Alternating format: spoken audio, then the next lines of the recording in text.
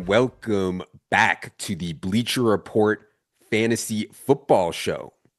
My name is Adam Levitan of EstablishTheRun.com. As always, joined by Michael Leone of EstablishTheRun.com to discuss prices on players today. Yes, Michael, nothing matters. People want our takes on players. You got to consider the price. That's really the most important part. How you doing today, Michael? I mean, it's pretty crazy. A week from today, we'll be recording this episode a few hours away for some football that actually counts. So I'm doing well. Yes, exactly. On today's show, we are going to go through a bunch of players. The producers at Bleacher Report are going to flash their ADP, their average draft position on the screen. Leone and I are going to discuss if that price is just right, too high, or too low. We're also men of the people, as you guys know. And so if you have any questions, be a normal human. But if you have some questions, put some stuff in chat. We'll get to as many as we can here over the next hour. All right, Leone, let's get into our list here. I believe the first player to talk about is Christian McCaffrey, who has an ADP of 7 overall. Even though he only played 4 games last year due to an ugly calf and Achilles situation, followed up by another injury once he got back from that. Market is still on Christian McCaffrey. However, this is one of the first years I can remember where he has not been in the conversation even for the number 1 overall pick. Leone, what do you think on Christian McCaffrey? Too high, too low, or just right at 7 overall? I'd say too low. I think, the ETR ranks, we have him just right. But personally, I'd say too low on CMC. He, I think, does deserve to be in the conversation number 1 overall. I think there's a tendency to look at a really deep first round in fantasy and be like, all these players are awesome, so don't take the risk on Christian McCaffrey super early when you can just easily take another player. But I think that undervalues just how incredible Christian McCaffrey is. And if he plays this season healthy, that's a bigger if than other first round players, admittedly. But if he does, he's not scoring with other players. He's outscoring everybody in fantasy, potentially by multiple points. He could lead running backs in rushing yardage. He could lead running backs in touchdowns. He could lead running backs in receptions. Nobody has the fantasy profile that Christian McCaffrey has. And this Niners team is really set up for him to thrive this year and really have to be utilized a ton in the passing game with some of the issues they have going on there. The Jennings calf slash hold in, the Brandon Ayuk knee injury that's going to linger. There's no Deebo Samuel stuff to mess around with. So that's fine. Bring in Brian Robinson to take a few carries off of Christian McCaffrey, lighten the load, and let him dominate all the high value touches. Yeah, so I thought that this was just right on McCaffrey. And the reason that I say that is because to me, it's not just sustained health on McCaffrey. He also needs to be as good as he was before, you know? And so as guys get older, you lose a little bit of athleticism, you lose a little bit of your speed, you lose a little bit of ability. And considering all the lower body injuries McCaffrey has had, I think there's some risk that he's just not going to be as efficient and as explosive as he used to be. That said, if he is, I totally agree with Leone that he could just smash everyone. But I'm going to go with just right. Leone said too low. Let's keep it going here to Jayden Daniels, who comes in at 30th overall. We have seen, a big change, I think, in fantasy has been it used to be if you took a quarterback early, you were the fish, you were the mark. Now I actually think that it's sharp to take elite quarterback in round 3 here. Leone, what do you think about Jayden Daniels at 30 overall?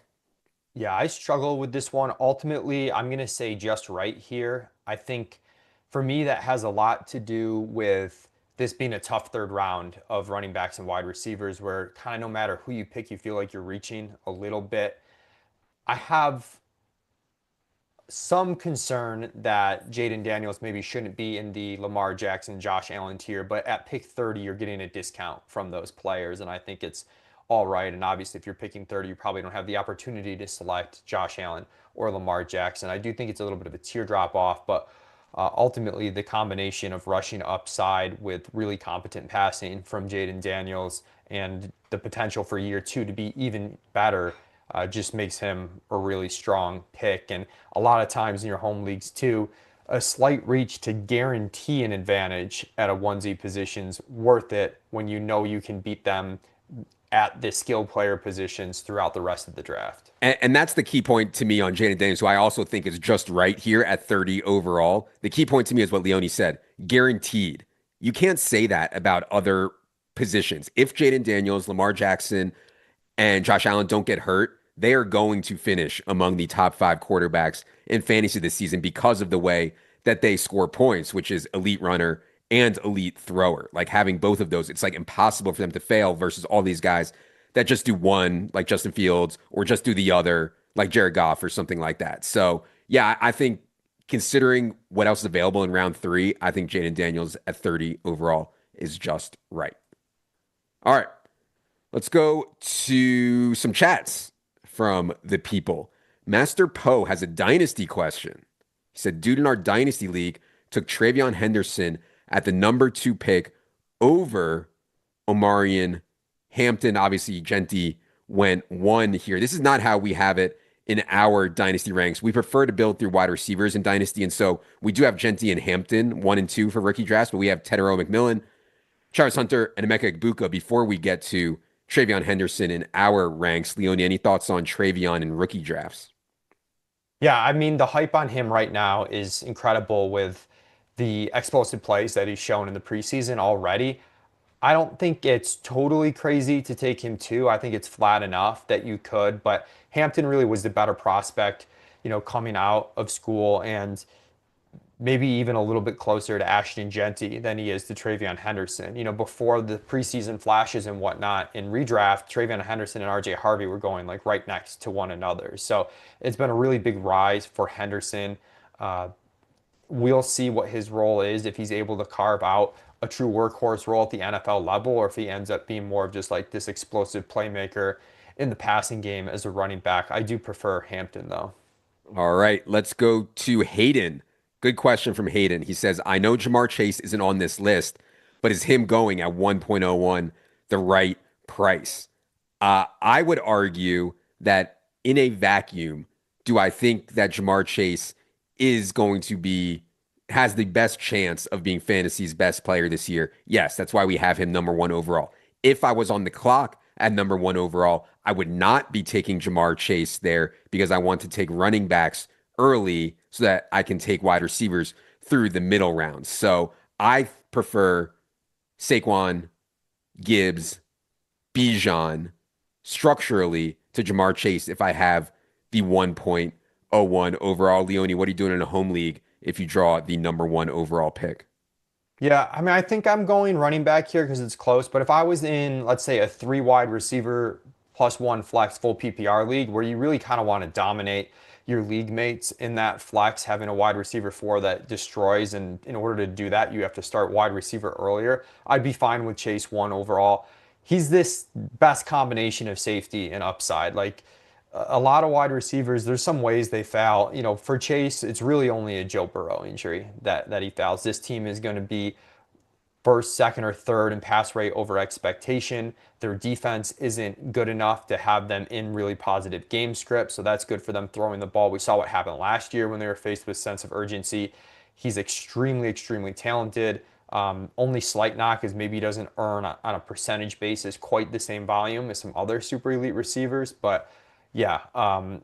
So essentially what you said though, is he the 101 in a vacuum? Probably, but you definitely it's close enough to the running backs that you can play it based on what you think your league's going to do. J197 says, would you take Jahmyr Gibbs at 4 or Lamb in a 12-man league? Yeah, I just said I would consider Gibbs at 1.01 for the structure. So for me, it's Gibbs over Lamb in a regular ESPN Yahoo type setup. Leone, what do you think at 4 overall, Gibbs or Lamb? It's CMC is the answer, the player we just talked about. Adam said Chase had the best chance of any player of being the best player in fantasy. I actually think that still belongs to McCaffrey. I think the risk is higher for him. There's more outcomes where he busts than some of these Yeah. top guys. If you're looking purely at the odds of being the best player in all of fantasy, there aren't a ton of players that can win you your league in round 1, but one of them is Christian McCaffrey. All right. Let's get back to our too high, too low, just right list here. We will go to Lamar Jackson at an ADP of 24. And everything I just said about Jayden Daniels applies here to Lamar Jackson, where it is a weak round three, a lot of holes you can poke in the guys that go in round three, and you get this almost guarantee that Lamar Jackson will dominate the quarterback position for you every week versus your opponents. So I thought just right on Lamar Jackson here at the 2-3 turn. Maybe a hair, I could say, too high, just because I like McBride here. I like Josh Jacobs if they're there, but I don't know exactly how your draft is going to go. And if McBride and Jacobs are gone at this spot, then I'm totally fine with Lamar at 24. Leone, any more thoughts on Lamar? Yeah, I think just right is correct. I do think he's a tier above Jayden Daniels. I mean, he threw for 16 more touchdowns. He took a lot less sacks. He's done it for multiple seasons. So I think there's value in that safety. The major issue is that these 6 spots apart in ADP are pretty meaningful 6 spots in terms of the rest of the player pool, which is what Adam's getting at. If it breaks really horribly for you at 2-3, you might be staring down Lamar Jackson there, but might be tough to pass if Josh Jacobs, Jonathan Taylor, Trey McBride, maybe even Ladd McConkey, Drake London get to you there, in which case you do want to dig into those skill players who separate from, we mentioned this round three where the skill players are a bit shakier. Let's go to number 4 on the list, which is Sam LaPorta, ADP of 51 overall.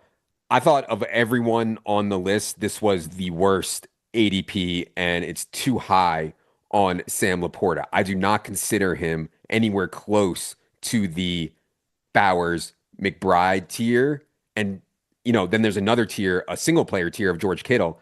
I don't think LaPorta is close to that one. So many mouths to feed here. They lose Ben Johnson. They lose offensive linemen, which could cause LaPorta to block a little bit more. And so, I'm okay with LaPorta, but not at 51 overall. 51 overall is where I need to be hammering the wide receivers that I love through that mid range there. So I thought it pretty easy, too high on LaPorta. Leone, any more thoughts there? Yeah, I like LaPorta a good bit, but this is just kind of a crazy price for a normal redraft league. This is where you've still got some really solid running backs like James Conner, Tony Pollard, maybe even RJ Harvey you can slot in, or some really, really strong upside picks at wide receiver, and Jalen Waddle, George Pickens, Travis Hunter, just way too expensive. For reference, in FFPC leagues that are tight end premium, where you get extra points per catch for the tight ends relative to other players, Sam LaPorta is going at the end of the 5th round, pass pick 51 in those leagues where you're like desperate for a tight end. So in these leagues where you're not desperate for a tight end, that price is way too rich. Let's go to, oh man, Leone just loves talking about Kenneth Walker. Honestly, we didn't even submit these names. Producer Ian submitted these names, and somehow Kenneth Walker keeps coming back in to Leone's life here. 43 overall on Kenneth Walker. I would probably say just right for me on Kenneth Walker. The problem for me is I'm taking wide receiver in this range also here. I'm not passing on Emeka Egbuka or Ted McMillan or George Pickens in favor of Kenneth Walker. So for me, it's tougher there, but I'm sure Leone is going to say just right here on Kenneth Walker, right, Leone? I'd say slightly just right. I do share some of your concerns, especially with how much they've rested him this preseason with the foot. Uh, I guess I don't know if you want to call it an injury, but they've been cautious with his foot. Maintenance. They're calling it maintenance. Maintenance. There we go. Maintenance. I don't think it's a huge deal, but it's some pause for concern when you're already taking running back a little bit early. I think he's completely fine if you've started with a very wide receiver heavy start and you need that high end running back upside. Then take him in round 4, where this offense has completely transformed from what it was last year. They are going to be running much more heavy personnel. They've redesigned the run scheme. They're very committed to the run. Kenneth Walker has that explosive big time playmaking ability. I don't think Zach Charbonnet is going to cut into his workload too much if Kenneth Walker stays healthy, but probably a shakier bet than other running backs to stay healthy for the duration of the season. So if you have started with a running back or two in the first 3 rounds, I'd much rather go to some younger wide receivers in Tutoria McMillan or Xavier Worthy in that 4th round, and gravitate away from just that general running back risk. Yep. All right. Let's go to some chats from the people. Sports agent to be says, who would you take at 1.12? Oh, well, I got news for you, buddy. Me and Leone did a $10,000 buy-in draft last night, and we had the 11th pick. We started with Nico Collins at 11 and Devon Achane at 14. I think at 112, there's a lot of things you can do. I would personally recommend a wide receiver running back start there. And so Amon-Ra, Nico, Brian Thomas Jr., and then one of Genty, Henry, or Achane. That's the way I like to start from the 12 spot. Leone, any more thoughts on starting from 1.12? Yeah, I will say, in a lot of home leagues, Genty and Derrick Henry probably gone if you're at the 112. And then you're staring down the barrel of Achane, and some people are concerned about his injury and just the Miami offense, falling apart. I'm buying his upside personally, but if you're just out on Achane, I don't think you want to drop to that next tier of running backs, and I would probably start wide receiver, wide receiver. It feels worse structurally, but I just think they're the better players and better bets to make. And then that's where someone like Kenneth Walker at the 3-4 turn makes sense for your team if you've started with Nico Collins and Puka Nacua at the 1-2 turn. That's totally fine. Then get hopefully a TreVeyon Henderson or a Kenneth Walker type, and we're going to talk about TreVeyon Henderson a little bit more later at that 3-4 turn. Ryan Matt says, I think Garrett Wilson is ranked too low. Justin Fields has college chemistry already, and they have nobody else on their offense. What he's describing here is the shower narrative that we've made popular. Justin Fields and Garrett Wilson did have just awesome season together at Ohio State. I get it. How big of a hit can Garrett Wilson be when they're going to be one of the most run-heavy teams in the entire NFL? And Justin Fields is one of the most inaccurate quarterbacks in the NFL, and he's also going to take a ton of sacks and tuck and run a ton also. So I feel good about where we have Garrett Wilson, like end of round 3. I don't think I would take him higher than that. That's one we touched on last week. Also, Leone, just the concept of small hit, big miss possibility on Garrett Wilson. Yeah, a lot of people will point towards the DJ Moore season with Justin Fields. Would just point out DJ Moore ran like the sun that year, averaged 10 yards per target, and he was just absolutely amazing, an incredible superstar. And even then, he wasn't even like this massive hit at a third round, especially early third round cost. So Garrett Wilson, who's likely going to see a drop in targets despite having a higher percentage of his team's target, and has never put up more than 7.5 yards per target, even though it's been with bad quarterbacks. You're really trusting that he's an absolute superstar. I'm not sure that's the case. Okay. Let's get back to our list here. Player 6 is going to be rookie tight end from the Bears, Colston Loveland, ADP of 115. I think too low because like all of these tight ends that go in this range back here, they're like old, boring guys. They're gonna need touchdowns to pay off. But what if Colston Loveland's actually like a star? We already know about Goddard and Njoku, and like I like those guys fine. Ferguson, I like those guys fine that go around here. But we don't know. Maybe Colston Loveland is actually a star. Maybe he's Sam LaPorta. They used the 10th overall pick. Ben Johnson's Lions used the 10th. Ben Johnson's Bears used a 10th overall pick. Ben Johnson had rookie Sam LaPorta with the Lions. He finishes fantasy's #1 tight end. So I think you want to introduce the volatility once you get to this part of their tight end room. I like taking Tyler Warren. I like taking Colston Loveland. And you can always pick up some tight end off waivers or whatever.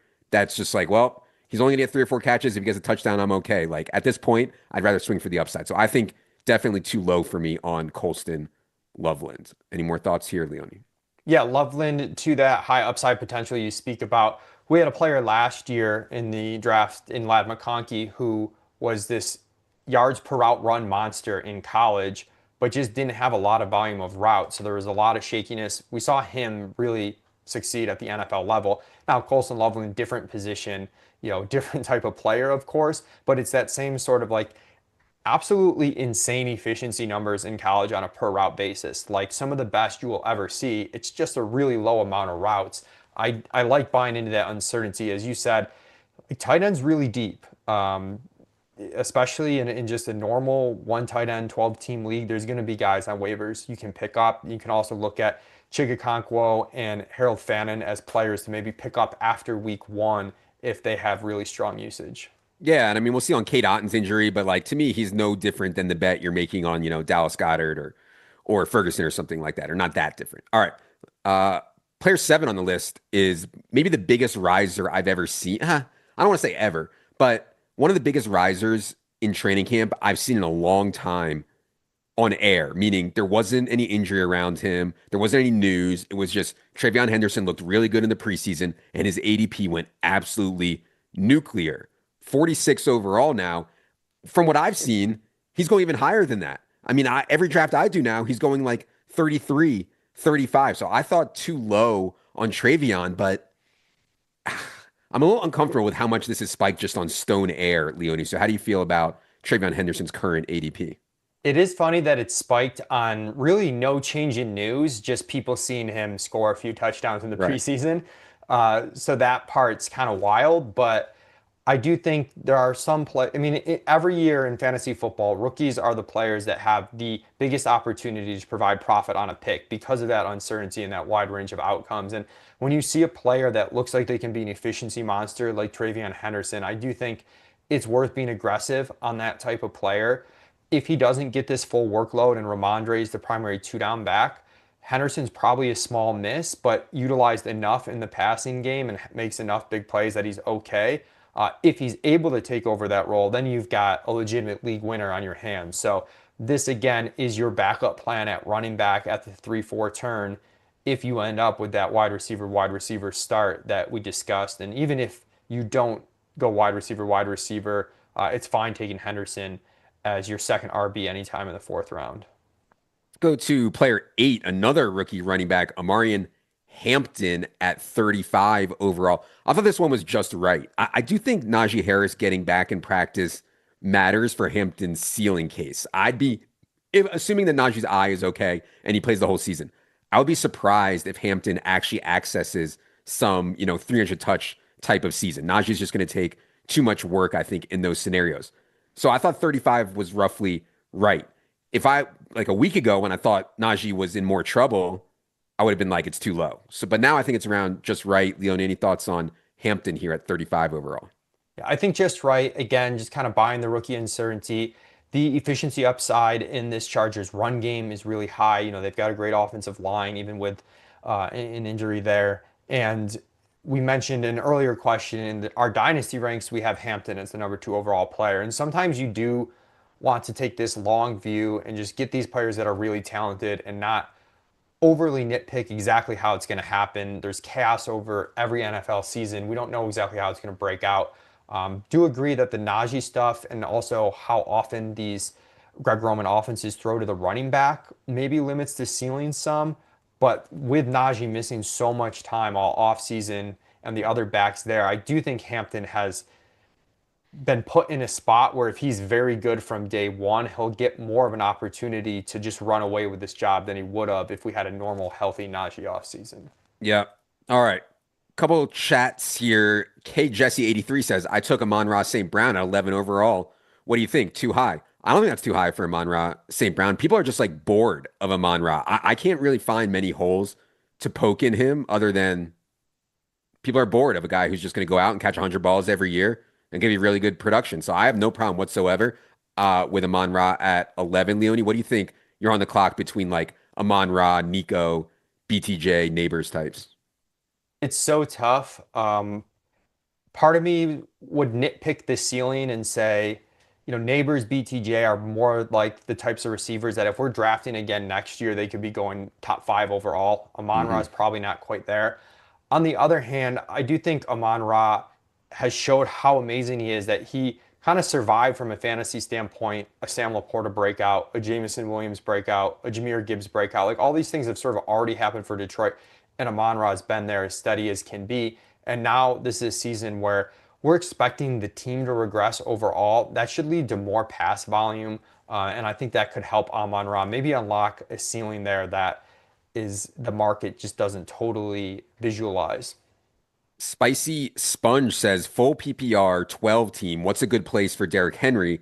I am pick 11. So it's tougher on Derrick Henry in full PPR, right? When the Ravens get behind, he will not be the back out there. Luckily for Derrick Henry, the Ravens don't get behind very much, right? They're one of the best teams in the league. They also do not do tush push. And so Derrick Henry racks up a ton of touchdowns. It's just harder from a math perspective to get there on Derrick Henry in full PPR. But that doesn't mean that I wouldn't take him. We have him 13 overall in half PPR. He will get a slight dock for us in full PPR. But like if you wanted to take Henry at 14 in your full PPR league, I would not have a problem with that. Leone, I feel like Derrick Henry has been a thorn on the math bro side for a long, long time here. What do you think about him in full PPR? Yeah, I mean, I think he's totally fine there. It's maybe a small reach, but if this is a spot where you don't think you're going to be able to get running backs later in this league, that's fine. Even if it's full PPR, if it's start two wide receivers and two running backs, that might slant. Our ranks are kind of assuming 2.5 wide receivers. That would pull Derrick Henry up a little bit. And I did do a post on X today about, some things we've learned in DFS is there's this tendency for the market to really like these pass catchers because that sort of you think that's the ceiling is, and it is true to a degree that you need these high value touches, which is receptions and goal line work, but the total amount of high value touches for running backs, particularly from receptions, has started to creep down league wide, and as a result there's more room for these high efficiency, high touchdown upside players like Derrick Henry to be bigger hits or less likely to be silent killers on your roster, even in a full PPR format. All right, let's get back to the last two names on the list here. Davante Adams at 40th overall. I'm going to say too low on this, Leone, and I'm betting on Matthew Stafford's back holding up. If Matthew Stafford's back holds up, I think Davante Adams is too low here at 40. If you want to sit here and say you don't want to take on the risk, Matthew Stafford's going to take some sacks and he's going to miss time and it's going to be Jimmy Garoppolo, that would be bad for Davante Adams. It wouldn't be like a death knell. Garoppolo is one of the better backups in the league, but it wouldn't be good. Matthew Stafford's been a kingmaker throughout his career for the wide receiver position. So from what I can tell now, they feel decent about Stafford. Obviously, he's got to take some hits, and we'll see. But for now, I'll say too low on Davante Adams. Any thoughts there, Leone? I'll agree with you. I've kind of done the full one, 360 on Adams where I liked him, and then I started to panic on literally every player in the third round, and now I'm back to like, okay, Davante Adams maybe is one of the guys that I'm okay taking in the third round. In addition to everything you said, you can't discount contingency upside, and if something does happen to Puka Nacua, Davante Adams would catapult, way up in the wide receiver rankings rest of season, which isn't something you can say for a lot of other third round wide receivers. They would not benefit so disproportionately from that type of injury. That's not a high probability thing, but I do think it factors into the selection in addition to the fact that Adams was still pretty good last year, even at his age, much higher targets per out run than the younger Garrett Wilson and continued to put up more than 2 yards per out run. Last player to discuss here today is another one of the hottest names in all of fantasy. Jacory Croskey-Merritt went from a guy that nobody ever heard of to now with an ADP of 105. So I think everybody knows the story by now. Brian Robinson was traded. I think Jacory Croskey-Merritt is going to be the starter in base. He'll get pushed a little bit by Chris Rodriguez in short yardage. He'll also lose pass down work to Austin Eckler. And Jeremy McNichols is there too. And Debo's going to get some rushes. And Jayden Daniels is going to get a lot of rushes. So the opportunity is fine, not great. The reason I thought this was just right on Croskey-Merritt because I don't want to rule out scenarios where he's a starter in base and he just starts playing really well. And they just start riding him and he ices Rodriguez and Eckler doesn't get anything except for exclusive pass downs. So there's some upside here, but I've seen him going way before this. And I think that's a mistake. Round 6, round 7, round 8, Croskey-Merritt, I would not take. But here at 105, I thought it was kind of just right. Maybe I could say too high the more I think about it, Leone. But yeah, what do you think about JCM at this point? We have him ranked right around 105. I think you nailed it. I mean, you're not taking him because this is a super valuable role. We talked about the high value touches. He's not a receiving back. He didn't do it in college. This role doesn't really provide receptions for this back in the role. That's Austin Eckler's role. And uh, by the goal line sometimes can be a pain with Jayden Daniels there. They mix in another back. You're taking him because of the uncertainty that this rookie who helped them push out Brian Robinson just happens to be really, really good. And if he's really good, then the role that we're worried about, that goes out the window. It doesn't matter. It's a talented back on a talented offense, and it's going to pay off in a big way. But Right. But the reason that he's I could argue too low is just like he was a seventh round pick. Let's not get ahead of ourselves and think he's just gonna like smash the NFL. So Yeah, and that's where I think he's going probably about right at 105. But as you said, you start creeping up when you get him ahead of, Zach Charbonnet, one of the best handcuffs in all of football. Jalen Warren, who already has a carved out role and a little bit of upside, and that's where it's just not worth taking him, in my opinion. all right. I believe we're gonna get to a couple more chats here. Hayden says Cooper Kupp is going in the 11th or 12th round. Should he be going higher? It's a fair question. Cooper Kupp is the starter in two wide receiver sets for a team that I expect to play a lot of two wide receiver sets in the Seattle Seahawks. I think we and everybody else saw the data last year, saw what Stafford and McVay had to say and their actions around Cooper Kupp. They thought he was toast. Data looks like he's in big trouble. And so it's hard to bet on a player who you think might be just totally falling off a cliff. I'd be lying though if I said when he gets to like pick 100, pick 110, especially in fuller PPR type stuff, I still take him a little bit. Leone, any Cooper Kupp thoughts heading into the year here? He's just in a weird spot where I think he's likely on a per game basis going to be better than where he is drafted, but it is a time in the draft when you're trying to get these higher upside running back stashes. And if you've already filled out your starting wide receiver spots, maybe a bench wide receiver, I maybe want guys with more second half upside and breakout potential than Cooper Kupp, like just skeptical of him making his way throughout the season. So I might rather on my bench as a second, third wide receiver have Luther Burden on my bench or even, a Christian Kirk. I was kind of in the middle of those two players than Cooper Kupp. So that's the difficulty I have with him. Now, if you're starting a lot of wide receiver spots or you had a really running back heavy early draft, then I think he starts to make a bit more sense for your team. RMT says, I went wide receiver heavy, CeeDee Lamb, Drake London, T. Higgins in a two quarterback league, but ended up with Tony Pollard, Jalen Warren, Tyron Tracy, Mason, Sampson, and Marks at running back. Am I too thin at running back or did the ETR draft kit do me well? Well, glad to see you over here, RMT. So I prefer, and some of the stuff that we've talked about a lot is instead of starting CD, London, Higgins, mixing in a running back there. If it wasn't there for you, I get it. I think you can get by with Pollard, Warren, Tracy. I think all those three of those guys will have decent roles to start the year. You're gonna need to hit on some waiver wire stuff, but I think this is where I want to take running back with one of my first two picks in almost every format because I don't want to get behind. Like I could take George Pickens or I could take Ibuka. There's so many mid-range wide receivers that I can make up ground for a wide receiver. It's harder to make up ground at running back. I know this is a touchy subject these days here, Leone, but what do you think of the running back room here for RMT? I think in a two quarterback league, that's fine. I think in those types of formats, I'm a little bit more open to ending up more behind at running back. I'm assuming the quarterbacks on this roster, you didn't get shut out at quarterback with the way that you drafted. So if you're pretty set at quarterback and you're able to start all three of those wide receivers, I think you're in an okay spot. Your RB1 and 2 is going to be worse than other teams' RB1 or 2, but you can still make up those points and beat them elsewhere while having the benefit of if you get a Dylan Sampson or Woody Marks rookie breakout, that's great. You slot them in your lineup. If not, I mean, starting between Pollard, Warren, Tracy, and Mason, you actually have four very startable running backs out of Yeah. the gate, lacking a little bit of upside, certainly in that RB2 from those, but that's where you just continue to work the wire and keep your eye out for guys like Bashal Tutin and other players that could emerge as really important players as, running back injuries occur or just rookie running backs start to emerge into bigger roles than expected. Yeah.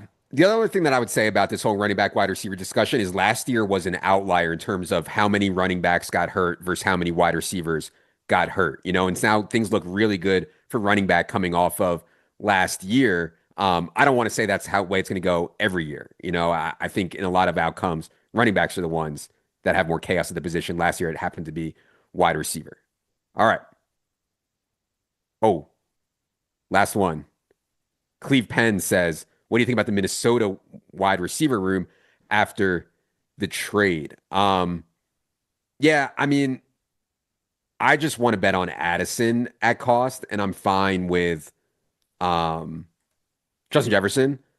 I'm not that excited about Adam Thielen like lasting the entire season. You could definitely get some September production. Should be pretty strong for Thielen, I think. But yeah, any more thoughts on Minnesota wide receiver? Yeah, I don't think you should be looking at Thielen as a big detractor to the other pieces in this offense. I think it maybe helps stabilize that slot role for them. They need some players to get them through the beginning of the year with this Addison suspension. But at the end of the day, I wouldn't be moving Hawk or Addison really too much on the Adam Thielen stuff. The biggest impact, honestly, is if you're looking for a receiver later in your drafts, you should be looking at Jalen Coker for Carolina, Yeah. who is going to be the starting slot wide receiver for them and was much more efficient than Xavier Legette on a per route basis last season. Uh, RMT came back and said, Leone, that he's the 1,000th person to tell me that the machine beat the man this year in our man versus machine debate. He said he has Drake May and Kyler Murray in his two quarterback league. So yeah, I think that's pretty strong there. May and Murray is pretty strong with those wide receivers. Good luck to you, RMT. All right, that is going to do it for yet another Bleacher Report fantasy football show. Appreciate everyone who tuned in.